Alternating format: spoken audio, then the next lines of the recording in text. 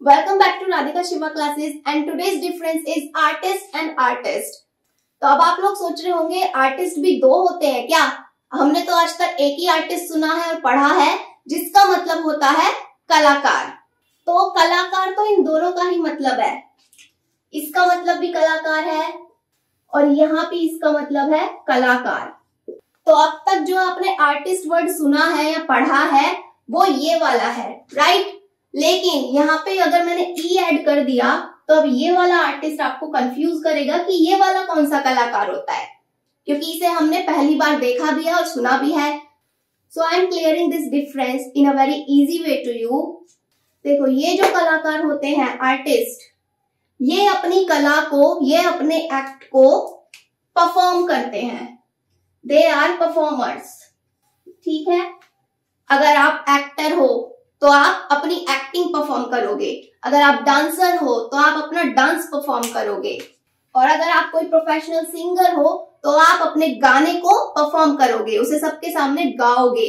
तो फिर ये वाला कौन सा कलाकार हुआ? क्योंकि अब तक हम इन्हीं लोगों को ये वाला आर्टिस्ट मानते थे, लेकिन ये सारे लोग कौन निकल गए? ये वाले आर्टिस्ट, ई वाले। तो भाई ये वाले आर्टिस्ट कौन हुए? देखो, ये जो आर्टिस्ट होते हैं, ये जो कलाकार हैं, ये अपनी कला को बनाते हैं, ये उसे परफॉर्म नहीं करते, ये उसे बनाते हैं। दे आर क्रिएटर्स, ठीक है? दे आर क्रिएटर्स, जिसे आप छविकार भी कह सकते हो। अब जैसे अगर आपको पेंटिंग आती है, आप एक पेंटर हो, यानी कि आप भी एक आर्टिस्ट हुए, तो आप अपनी पेंटिंग को बनाओगे, किसी भी चीज पे आप उसे बनाकर शो करोगे। ऐसे ही अगर आपको गाना बनाना आता है, म्यूजिक बनाना आता है, क्योंकि सिंगर का काम होता है बस उसे गाना, लेकिन उस गाने को अच्छा सा म्यूजिक देना वो भी एक दूसरे कलाकार का काम होता है, एक गाने को अच्छा सा म्यूजिक देना। तो अगर आप म्यूजिक बनाते हो तो आप ये वाले कलाकार हो।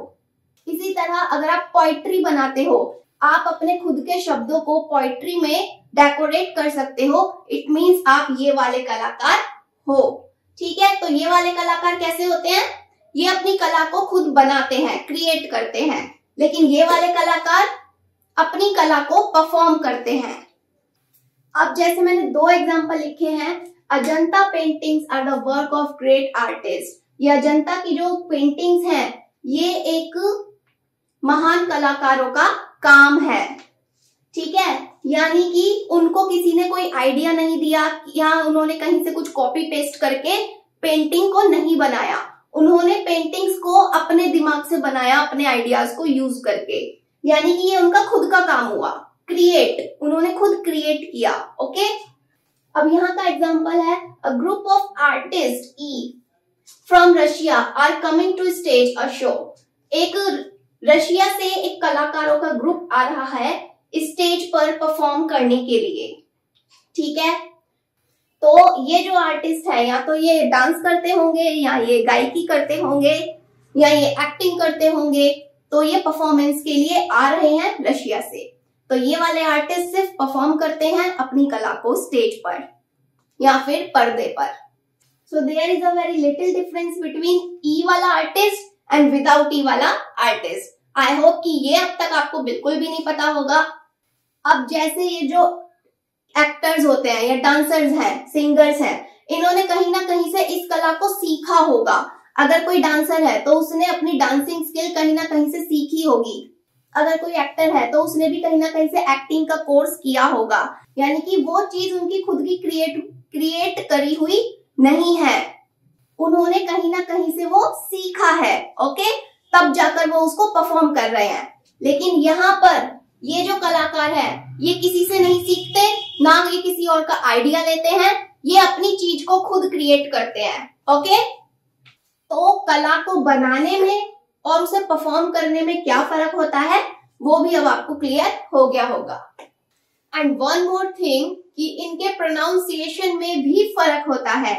इसे तो आप पॉपुलरली आर्टिस्ट ही बोलते हो, बट ये आर्टिस्ट होता है। क्या होता है? आर्टिस्ट। ये ई की मात्रा थोड़ी लंबी खिंचती है। सो आर्टिस्ट एंड आर्टिस्ट। अगर यकीन नहीं है तो गूगल ट्रांसलेट पर आप इन्हें टाइप करके स्पीकर ऑन करके इनका प्रोनाउंसिएशन सुन सकते हो। तो वीडियो अच्छी लगी है तो चैनल सब्सक्राइब कर देना, और मेरा इस इंग्लिश का स्पोकन कोर्स ज्वाइन करने के लिए ईमेल आईडी पे मेल करके आप सभी इंफॉर्मेशन ले सकते हैं। And do follow me on Instagram and Facebook. All links are available in description. Check out now. Now take care and bye bye.